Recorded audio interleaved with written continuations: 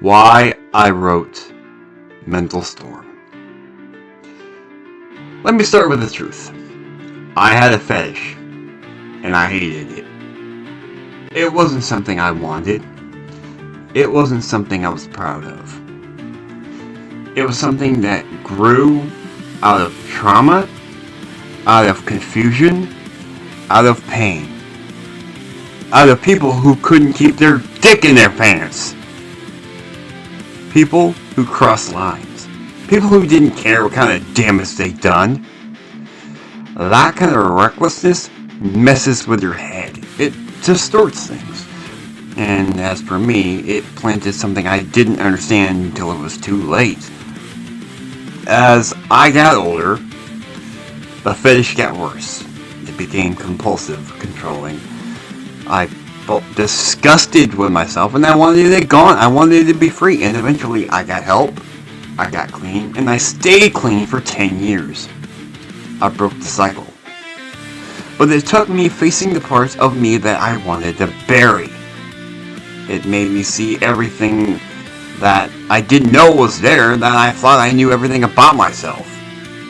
But unfortunately, that's just one layer.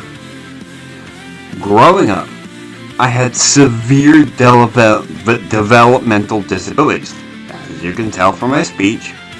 Not just delays, extreme challenges. I couldn't process things the other kids did. I couldn't keep up. I was constantly behind, constantly misunderstood, and instead of being supported, I got mocked. Especially by religious people. They made fun of me, they made fun of my dad too, who had these same learning challenges he did, except, well, one, he was religious. And he didn't see the fact that people were making fun of him, or the fact that they were making fun of me. He didn't see it, but I did. I saw the way they looked at him. I saw the way they looked at me. I saw the way they were laughing behind our backs. And I carried that anger. Me and my dad didn't part on bad terms. We parted on broke ones. Not because of hate, but because of his poor decisions. Not deliberately poor decisions, but still poor decisions nonetheless. Ones that built walls between us. And I carried those bricks into every relationship that followed. I didn't know how to trust myself. I didn't know how to trust others. I certainly don't trust religious people, but I didn't know how to trust them either. That's when I met Ido.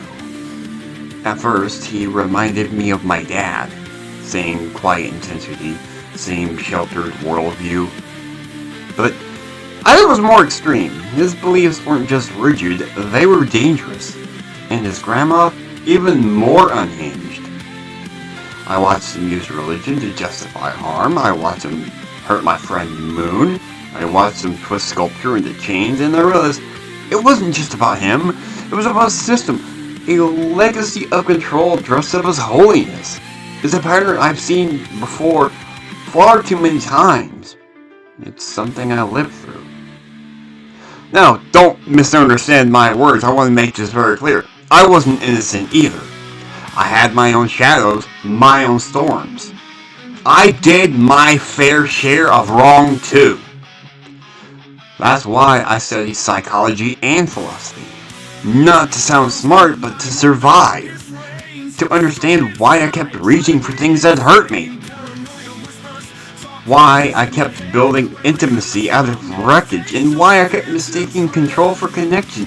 I needed answers. I needed tools. I needed to understand the architecture of my own mind.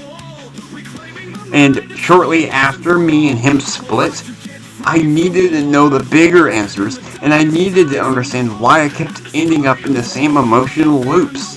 Why I kept attracting people who mirrored my pain. Why I kept sabotaging the very things I wanted most in my life, and slowly, piece by piece, I started to understand. I started to heal.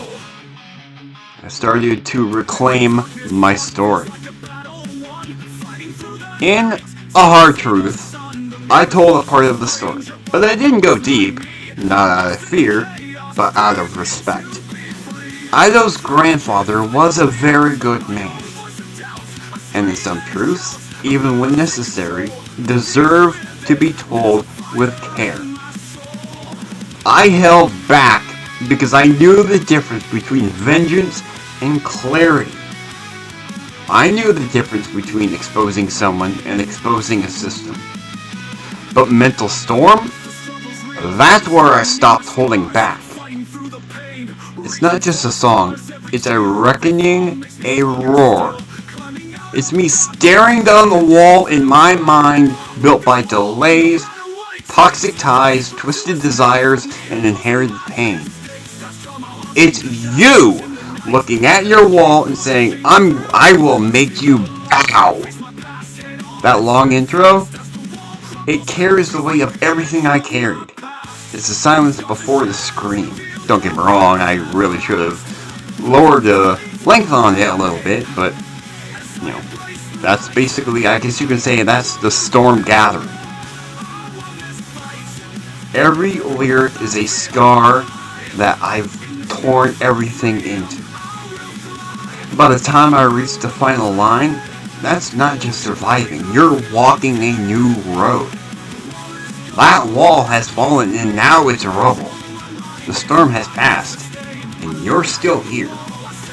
That song is for anyone who's been mocked by the way they learn, by the way they feel, the way they are, for anyone who's ever watched someone they love get hurt by their own actions, their past, or someone else's. For anyone who stared down their demons and say, I will prevail.